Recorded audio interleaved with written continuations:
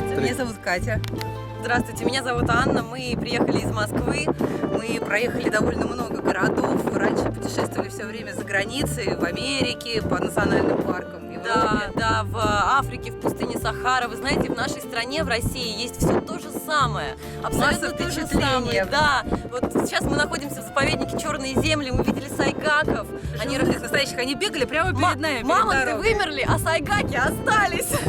Приезжайте сюда, не пожалеете, здесь масса впечатлений.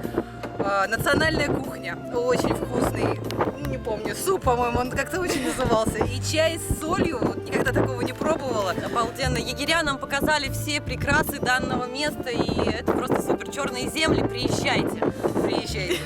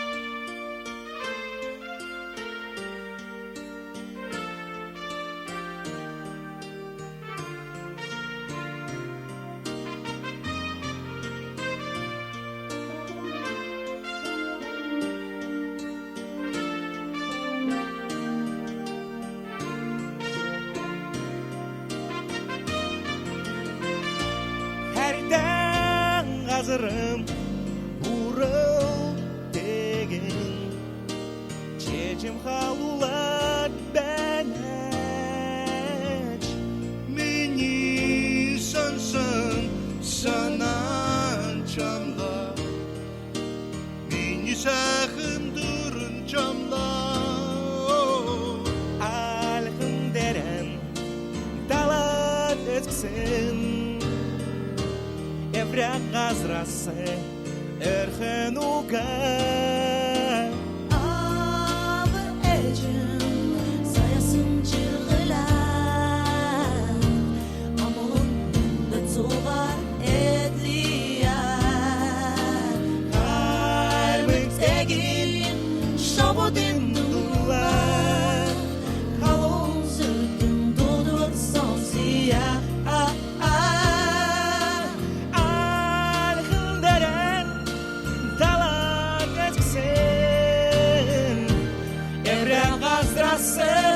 Erhen ugay, ugay Mini gazet Gansın camdan Kısmın zalan Neren çevreler Mini setkı Ergen burada Mini zırgı Kalma gazet